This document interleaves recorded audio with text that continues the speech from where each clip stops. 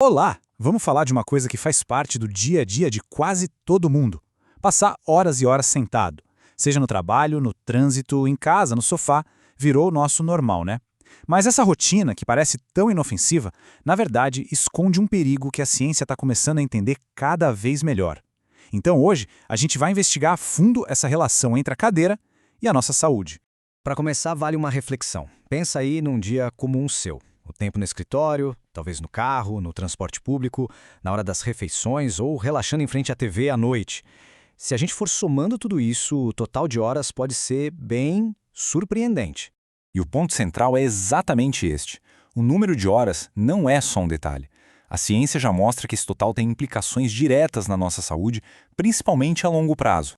Então vamos analisar primeiro essa nossa realidade. Para quem vive em grandes centros urbanos, é quase impossível não passar uma parte bem significativa do dia na posição sentada.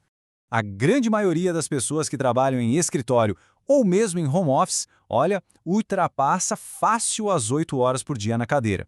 É um padrão que foi se instalando meio que em silêncio nas últimas décadas.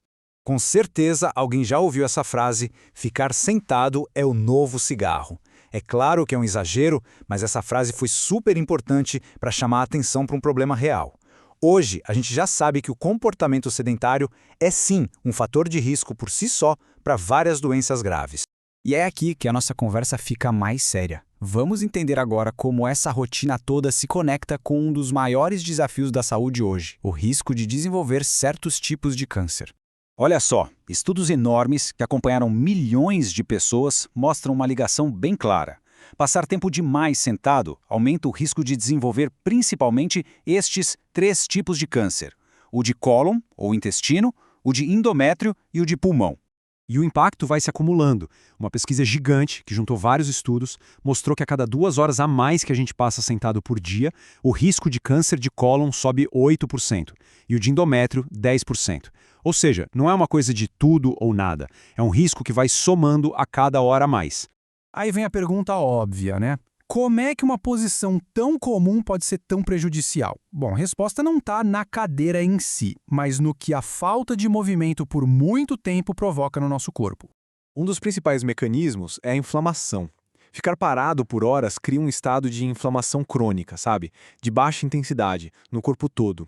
E esse ambiente é como se fosse um terreno fértil, que pode acabar favorecendo o crescimento de células de um tumor.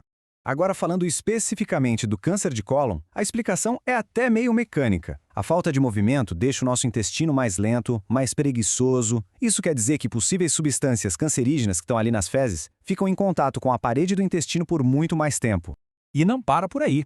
O sedentarismo afeta como o corpo lida com o açúcar no sangue, o que pode levar à resistência à insulina, e também bagunça a produção de certos hormônios que estão ligados ao risco de câncer, como o estrógeno. E agora, atenção, porque esse é um dos pontos mais importantes e que mais pegam as pessoas de surpresa. Muita gente acredita que, se eu vou para a academia todo dia, estou protegido. Mas a ciência mostra que o quadro é um pouco mais complicado. Então, o ponto crucial é este. O problema não é só a falta de exercício, mas o excesso de tempo que se passa sentado de forma contínua, sem parar. Aquela 1 hora de atividade intensa na academia não consegue reverter totalmente os efeitos ruins de 8 horas seguidas de imobilidade. O padrão de como ficamos parados importa tanto quanto a quantidade de exercício que fazemos. Mas calma, aqui vem a boa notícia, e ela é realmente poderosa. Não precisa de nenhuma mudança radical. Estudos mostram que só o fato de quebrar esses longos períodos sentado, com apenas 2 a 5 minutinhos de atividade leve por hora, já é suficiente para melhorar os marcadores que indicam problemas no metabolismo. Vamos então para a parte prática. Como é que a gente coloca mais movimento na rotina sem ter que virar a vida de cabeça para baixo? A chave está em pequenas mudanças, mas que são consistentes. Então, olha só, 6 estratégias bem diretas e que funcionam. Colocar um alarme para levantar a cada hora. Trocar uma horinha de sofá por uma caminhada leve. Usar um relógio que avisa para se mexer. Pensar em alternar o trabalho sentado e em pé. E, por fim, incluir o movimento nas tarefas do dia a dia, como preferir a escada ou estacionar o carro um pouco mais longe. São pequenas decisões que, quando somadas, fazem uma diferença enorme. A informação mais importante de tudo isso é que o poder de reduzir esse risco está em pequenas ações diárias. Não se trata de fazer uma grande revolução na vida, mas sim de uma evolução consciente dos nossos hábitos. A questão final, então, Não é só o que a gente aprendeu aqui, mas o que vamos fazer com essa informação. A pergunta que fica é: qual será o próximo passo para quebrar esse ciclo de ficar parado?